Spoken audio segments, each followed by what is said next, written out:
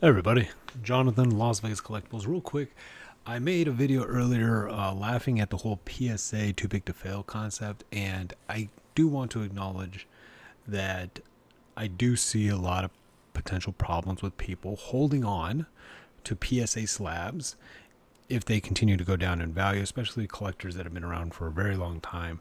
I think the what is his name? The finance dad, the finance sports card dad, whatever his name is. He brought it up in his video, and I want to put it out there like that part's right. Like it's sad, but it's true with anything. Anything you put money into can lose value over time. When competitors come into your arena, your industry, your market, whatever you're talking about, right? It could be professional sports, it could be collectibles, it could be cars, whatever the case might be. Somebody comes into your marketplace and disrupts the market, you can lose value in your collectibles. So I just want to acknowledge that I fully get that perspective. PSA as a company is not too big to fail, and everybody that holds on to things that continually decrease in value, well, it's kind of their fault. It's like it I'm like trying to think of an analogy, but like basically if you know if you live in a flood zone that floods every single year, or if you're living on the base of a volcano and it erupts and you lose your house, well, you were living on the base of a volcano. You were living in a place that floods every year. Like you have to own up to you like sitting there letting it happen, right? So take advantage of PSA having premium sales, like uh, premium sales prices in the market, and sell them. I think it goes back to what I was saying earlier. You got to define your goals. Why do you even have those entire collections? Like if you've been in collectibles, especially in the sports card area for a very long time, or Pokemon or Magic, and you put together like set registries with PSA, and you have like all these cards put together, these whole collections, what was the purpose of that? Because if the PSA slab had nothing to do with whether or not you collected that set, you just wanted the whole set and you wanted it registered and you wanted the self-fulfillment and the joy of completing that set, well, then it doesn't matter if that item's worth $0 or $1,000,000. Really doesn't, because like you've attained the goal. So who cares what anybody says? You're good. But if your goal of completing one of the sets on the set registry of PSA was to eventually sell it, define what that goal was. And if you can realize that goal now, sell it. Because if that was your goal, then get rid of it. Because if prices do go down with PSA slabs, you had your opportunity. So define your goals as to why you even have all those PSA slabs, why you even have all that stuff. And if you can realize those goals now, realize them. So that's my perspective on that aspect. And otherwise, my wife just started taking over watching the baby, and she watches the baby all day. I just come in for bits and pieces because I work. And so, which honestly, she's doing hard labor compared to what I do. Yeah, no joke. All you single parents out there, respect. I decided I'm going to open up some of the boxes that I have from CGC, which, by the way, CGC can go to zero, right? And like I fully acknowledge and recognize that. So that's why I have goals with all these things and I keep it moving, right? Anyways, just something to think about. PSA is not too big to fail, but individuals can be overcommitted emotionally to something, and unfortunately they can watch their house burn to the ground, or they can, the volcano will start, pluming up with smoke, and they'll still be standing there like, it won't be a big deal. And then the volcano explodes and they lose their house, and they're like, oh, maybe I should have left earlier, right? So just like some people go down with the ship, and that's cool. That's their choice. It's their choice, man. But you've had your warning. But anyways, I'm going to open up some CGC books. I did do the pre-screening. So CGC has the option of, if you send in books, you can tell them, look, don't grade it unless unless it's a 9.6 and above, 9.4, 1.5 and above, whatever your baseline is, whatever your bottom requirement is. And so you will save roughly like $10 for them not to grade it if it doesn't meet that limit. So for me, I submitted like 150 books or something, and I said if these books don't come back a 9.6 or above, I want to say I did that for all of the orders, but there could have been a couple orders in there where I forgot to hit pre-screen. But basically I said if it doesn't come back as a 9.6 or above, don't grade it. They do still charge you $8. Basically the $8 is their labor costs associated with looking at the book and determining it's not at least a 9.6, and then they just ship it back to you in your order. If the book is a 9.6 or above for my order, they'll put it in the slab and grade it and send it back. All right, so we're going to open up some boxes.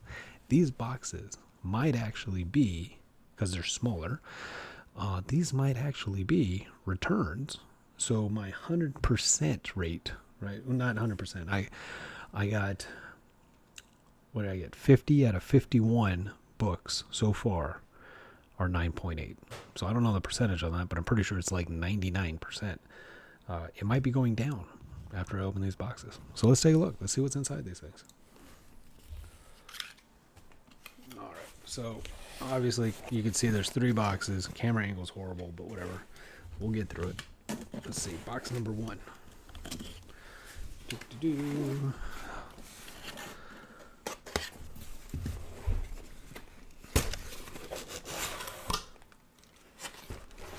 Are these graded or not graded? That is the question. It is a graded book. It's all by itself, which is awesome because that's a great box to ship a graded book in, so I don't have to build another box later. Oh, you know what? There's a graded book and then another box in this. Look. And then there's this. Oh, it even says raw books inside. Nice. Let's see what the invoice is.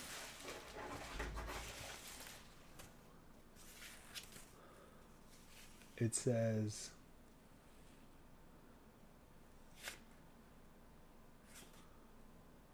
I don't understand this. I don't understand this invoice. So let's just see what it is. So I must have pre-screened this because one of them came back not graded.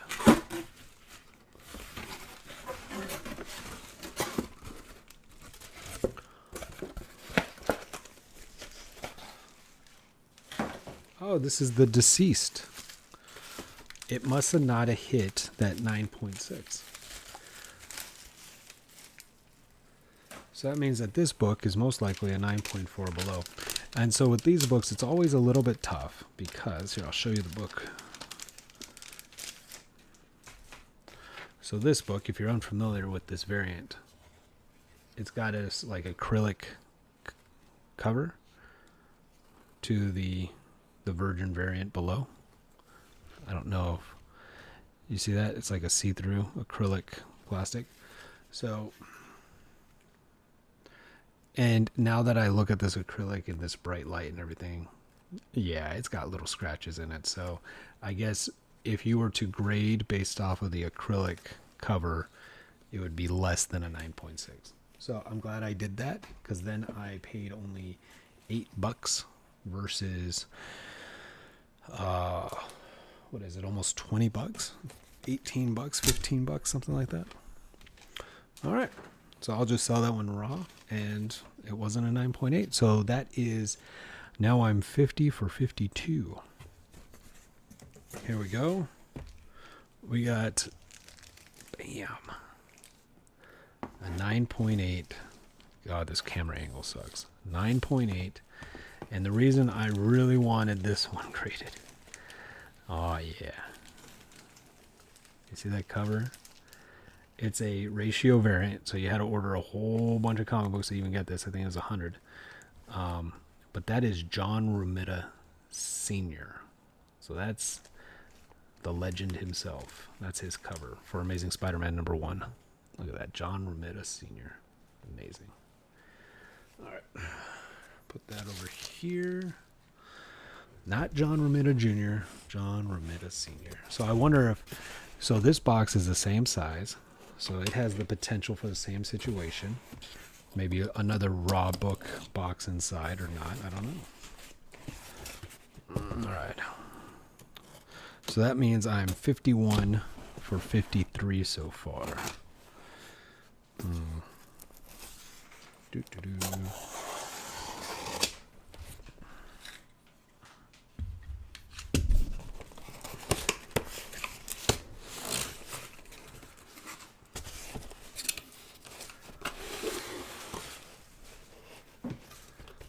Man, I love this box.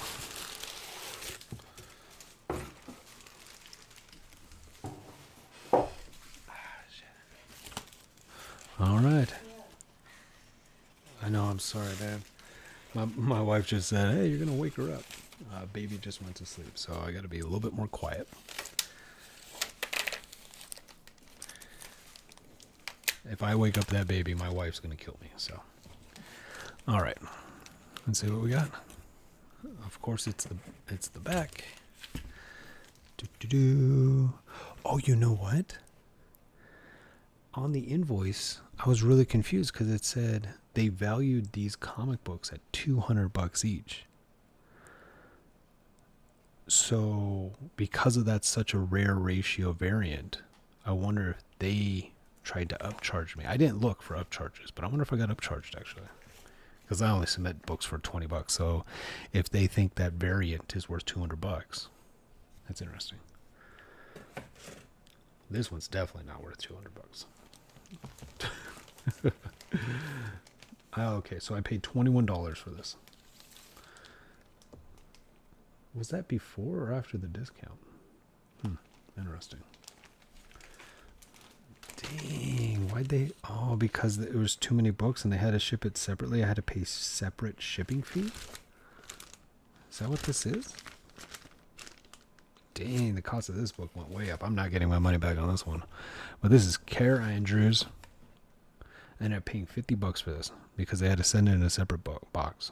So I got to write them an email and be like, hey, what the hell?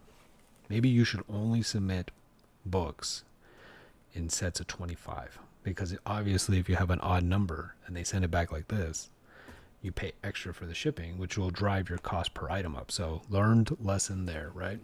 It's a beautiful cover though. Beautiful book. Immortal X-Men #2, Carrie Andrews. She does great stuff. All right. Lesson learned. That's a sad situation. I don't think that book is worth, I don't think it's worth even $50, let alone I would have to sell it for roughly $70 for eBay fees to come out and then me still make my 10%. So probably going to take an L on that book. That's a shame. Because it's still that 9.8 and it's still beautiful. It's just them shipping it separate just cost my book to be like ridiculous prices. Okay. Oh, what is that? 52 for 54 now.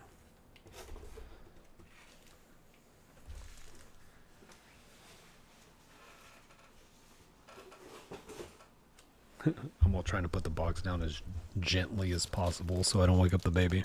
All right, so I'm 52 for 54. Get some of these cardboard pieces out of the way. There we go. All right, should have just did one box at a time. This is much better. All right, is it the bottom or the top? It's the bottom. So let's just flip them over. Looks like there's 3 books right here. All right. Bam. And invoice. Oh, here you go. Oh, these came back in a different box because I did the special logo, whatever they call it. I forget what they call it. All right. So we got Venom here on the Venom Lethal Protector #1. This is the trade dress. There's no Virgin variant version of this for the Bill Sienkiewicz. God, he does amazing work. Look, it looks like a nightmare. It looks like a horror film. It's amazing. It's beautiful with this custom label up there with the Venom. I say custom, but it's mass produced. Very cool. So I got 2 of those. Bam, I got 3. And this one is the Mana cover versus the Sinkovich. Look at that. Very cool. So what does that put me at? 55 for 57. So doing pretty good on my my return rate for 9.8's. So yeah, there you go. There's a little box opening. Shout out to Sports Card Dad, Finance Dad, whatever he is. He did put out good information, and I do acknowledge that a lot of people are going to lose money as PSA slabs go down in value. So that kind of sucks. So anyways, there you go. I got my little break in. Time to take over and make sure my wife gets a break. Take care, everybody.